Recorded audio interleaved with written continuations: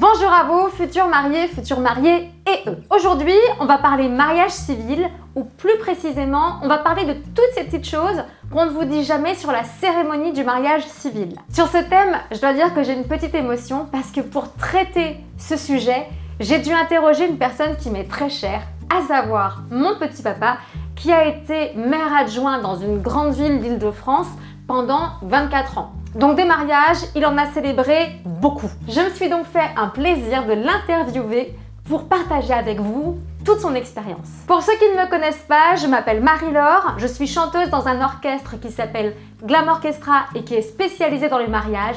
Des mariages, j'en ai fait des centaines et sur la chaîne Wedding by Glam, je partage avec vous tous mes trucs et astuces pour faire de votre mariage un mariage parfait et dont vos invités se souviendront longtemps. Générique!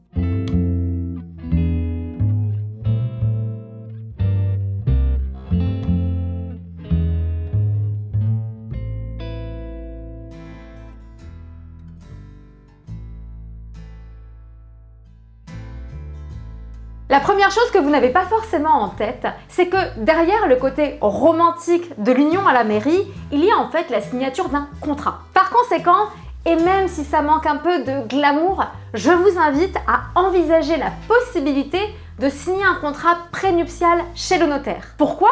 En fait, pour choisir le type de contrat qui va vous unir. Sachez qu'à défaut de contrat prénuptial, le contrat qui sera appliqué à votre mariage est la communauté réduite aux acquêts. Je ne m'étendrai pas ici sur les différents types de contrats parce que ce n'est pas mon domaine de spécialité. Rapidement, le principe de la communauté réduite aux acquêts, c'est que tous les biens que vous aurez acquis après le mariage seront communs, à l'exception de ceux issus d'une succession. On l'a donc compris, la cérémonie de la mairie correspond à la signature d'un contrat entre vous et votre fiancé sous l'œil de la République. Ça va avoir un impact direct sur le contenu de la cérémonie. Il s'agira donc d'une lecture d'un certain nombre de textes de loi suivi de la signature d'un registre. En bref, c'est un contrat. Ça veut dire quoi ? Concrètement, ça veut dire que si vous ne faites pas de démarche particulière, votre cérémonie de mariage ressemblera à celle de monsieur et madame tout le monde. Maintenant qu'on a dit ça, ce qu'il faut savoir, c'est que vous avez en fait la possibilité de demander au maire de rédiger un discours personnalisé. Là, pas de process défini, je vais donc vous raconter ce que mon père faisait.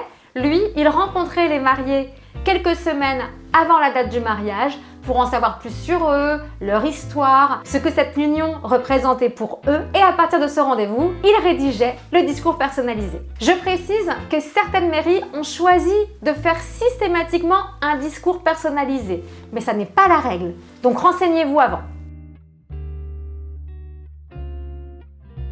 Autre point qui résulte directement du côté contractuel de la cérémonie à la mairie, le maire et ses assesseurs vont attendre de l'assistance un certain sérieux, du silence, une certaine solennité. Bah oui, parce que accessoirement, les textes qui sont lus, ils parlent quand même de votre devoir de protection mutuelle, des droits de vos enfants à naître et à venir, bref, c'est du sérieux. Conséquence, tant vos copains, ils devraient réussir à se tenir le temps des 20 minutes que dure cette cérémonie. Par contre, votre petit-neveu de 18 mois, ça risque d'être plus compliqué. Donc, si vous ne voulez pas que votre sœur se retrouve à sortir au milieu de la cérémonie pour faire taire son petit loulou de 18 mois, vous avez intérêt à prendre des babysitters. Et il faut savoir que sur demande, certaines mairies acceptent de mettre à disposition des salles à cet effet. N'hésitez pas à le demander.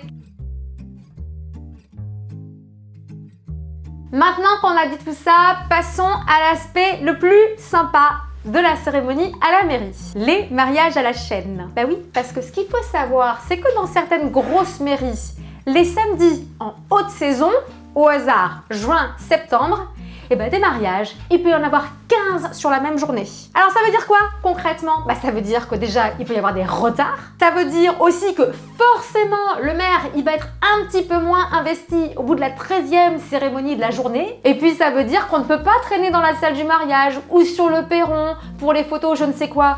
Pourquoi ? Parce que vous avez les invités du mariage suivant et s'il y a du retard du deuxième mariage aussi, qui sont là dehors. Bref, pour éviter ce côté mariage à la chaîne qui n'est pas franchement glamour, moi je vous invite à réfléchir à l'éventualité de faire le mariage quelques jours plus tôt, par exemple un jeudi, en petit comité. Et puis, petite astuce, prenez le dernier horaire de la journée. Bah oui, parce que du coup, il n'y aura pas de mariage après vous. Vous pourrez traîner dans la salle un petit peu, vous pourrez faire des photos sur le perron, bref, vous irez à votre rythme.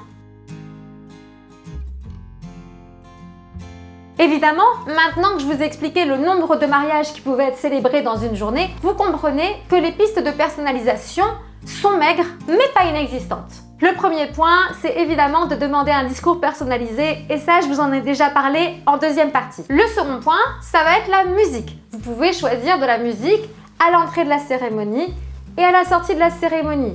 Veillez à bien avoir transmis à la mairie le fichier son en ayant évidemment vérifié le type de fichier dont ils ont besoin, c'est mieux. Et puis prévoyez toujours un backup, on ne sait jamais. Troisième point de personnalisation, la décoration.